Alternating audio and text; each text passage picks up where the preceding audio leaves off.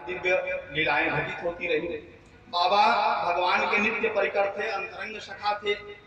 एक बार गर्मी के दिनों में आषाढ़ के महीने में कटहल पकता है, आषाढ़ सावन में कटहल पकता है। तो आषाढ़ सावन का महीना था और जगन्नाथ जी के मंदिर के कुछ ही दूरी पर राजा का बागीचा था, राजा का उद्यान था, जिसमें कटहल के पेड़ थे। और कटहल आषाढ़ सावन के महीने में पके, और जब कटहल पके तो पके हुए कटहल की खुशबू जो है वह जगन्नाथ जी के मंदिर तक पहुंचने लगी। एक दिन रात में बाबा जगन्नाथ जी के मंदिर में भीतर ही थे, पट बंद हो गया था। कृष्ण बलदाऊ दोनों बाबा के सम्मुख प्रकट हो गए और कटहल की खुशबू बड़ी सुंदर आ रही थी। सबने कहा कि बाबा कटहल खाने की इच्छा हो रही है। बाबा ने कहा कि महाराज कैसे खाओगे, राजा का बागीचा है, बड़ी ऊंची चारदीवारी है और वहां भाई सिपाही भी सुरक्षा में लगे हैं, बड़ी मार पड़ेगी जाओगे। भगवान ने कहा कि नहीं बाबा, आज कटहल खाना है और वो भी चोरी करके खाना है और आपको भी साथ में चलना होगा। बाबा ने कहा कि ठीक है चलो भाई। बाबा गए। अब चारदीवारी बड़ी ऊंची थी। सबने कहा कि बाबा झुक जाओ। बाबा झुक गए। भगवान श्री कृष्ण जो है बाबा के पीठ पर बायां पांव रख करके दाहिना पांव ऊपर चारदीवारी पर रख करके दूसरी तरफ कूद गए। बलदाऊ भी ऊपर चढ़ गए और ऊपर चढ़ने के बाद बाबा को भी पकड़ करके खींचा और फिर तीनों जाकर के भीतर प्रवेश कर गए कटहल बागीचे में। अब वहां प्रहरी भी सो रहे हैं। अब बड़े दबे पांव से सब कटहल के पेड़ के नीचे पहुंचे। तो अब नीचे से कटहल मिलेगा तो कैसे मिलेगा भाई, उसके लिए तो पेड़ पर चढ़ना होगा। सबने कहा कि बाबा पेड़ पर चढ़ जाओ। अब बाबा का बुढ़ापा, बाबा ने कहा प्रभु कहां फंसा रहे हो। भगवान ने कहा कि नहीं चढ़ जाओ बाबा और हमें खिलाओ।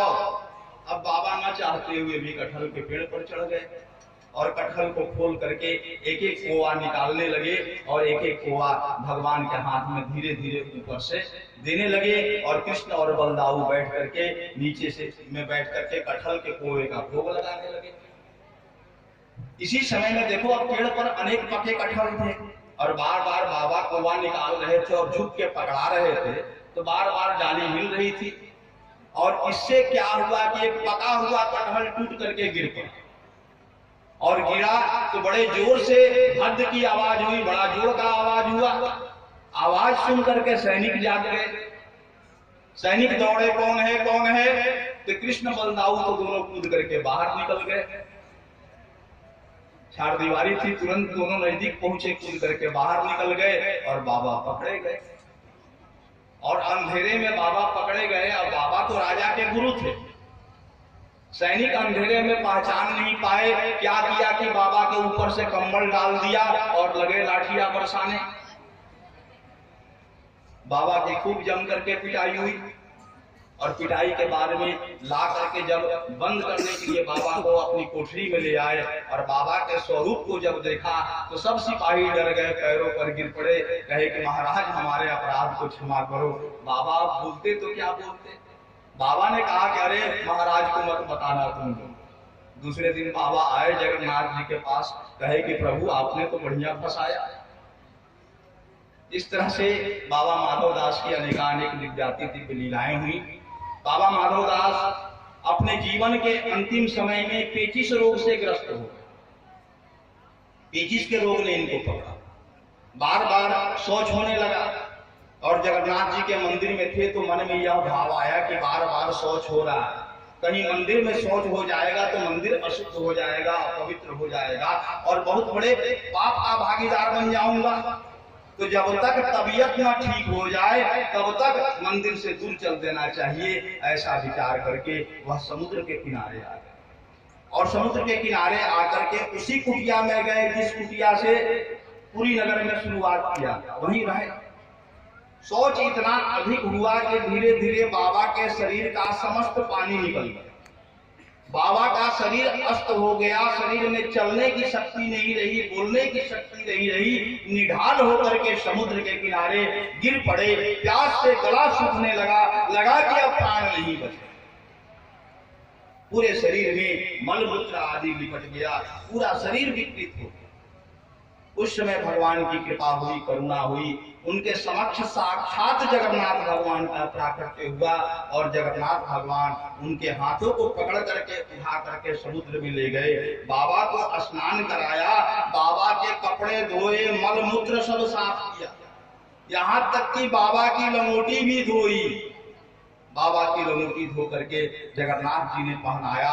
बाबा रोकते रहे, कह रहे हैं कि प्रभु किस दोष का भागीदार हमें बना रहे हो, इतना पाप हम पर चढ़ा रहे हो, मुझे आपकी सेवा करनी चाहिए और आपसे मैं सेवा ले रहा हूँ, मैं तो प्रत्यक्ष नरकगामी हो जाऊंगा। विनती कर रहे हैं प्रभु से कि मत करो सेवा करो, किंतु भगवान तब भी नहीं मान रहे। बाबा को स्नान आदि कराया, लंगोटी आदि धोई, शुद्ध स्वच्छ करके ले आए, एक वृक्ष के नीचे बैठाया, उन्हें शुद्ध शीतल गंगाजल पिलाया। बाबा ने कहा कि अरे प्रभु, आप जगत के स्वामी हो, जगत के नियंता हो, जगत के मालिक हो, तो आप जो इतना कष्ट सह रहे हो, मलमूत्र साफ कर रहे हो, मुझे भी दोष युक्त बना रहे हो, दोष का भागीदार बना रहे हो, तो ऐसा क्यों नहीं करते हो कि मुझे ठीक कर दो? तुम्हारे लिए क्या संभव है, क्या दुर्लभ है? भगवान ने कहा कि हे बाबा, मैं प्रारब्ध को नष्ट नहीं कर सकता, प्रारब्ध हर जीव को भोगना है। आपका प्रारब्ध है, आपका पूर्व का किया हुआ कर्म है जो आज आपके सामने प्रकट हुआ है, और इस रोग से आपका 15 दिन का भोग अभी और बाकी है। 15 दिन अभी और इस रोग से आपको पीड़ित रहना है, शरीर को भोगना है इस भोग को। बाबा चुप हो गए, मौन हो गए। तब जगन्नाथ जी ने कृपा करके कहा कि हे बाबा माधवदास, मैं ऐसा जरूर कर सकता हूं, अगर इस प्रारब्ध को नष्ट नहीं कर सकता, इस प्रारब्ध को भोग जरूर सकता हूं। आज से मैं आपके इस रोग को मैं भोगूंगा और आप स्वास्थ्य लाभ करेंगे। और भगवान जगन्नाथ जी ने बाबा माधवदास जी के उस रोग को स्वयं ले लिया। बाबा माधवदास ठीक हो गए और जगन्नाथ जी बीमार हो गए। आज भी रथ यात्रा से पहले पुरी में जाकर के कभी मालूम कर लेना पुजारियों से, आज भी भगवान जगन्नाथ 15 दिन बीमार हो जाते हैं, आज भी उनको भोग नहीं लगाया जाता, 15 दिनों तक औषधियों का सेवन कराया जाता है। जो बाबा माधवदास का रोग भगवान ने लिया, आज भी उसका भोग करते हैं। कहने का तात्पर्य कि किए हुए कर्म कभी नष्ट नहीं होते हैं। अगर अच्छे कर्म हो तो जीव उसका भी फल भोगता है, और बुरे कर्म हो उसका भी फल भोगता है। और भगवान ने इसलिए भोगा कि भाई अगर इस प्रारब्ध को टाल दूंगा तो माधव को फिर जन्म लेना पड़ेगा इस भोग को भोगने के लिए, और अगर इसके भोग को मैं ले लूंगा, मैं भोग जाऊंगा, तो माधव को गति की प्राप्ति हो जाएगी, मुक्ति की प्राप्ति हो जाएगी, साहित्य प्राप्त हो जाएगा।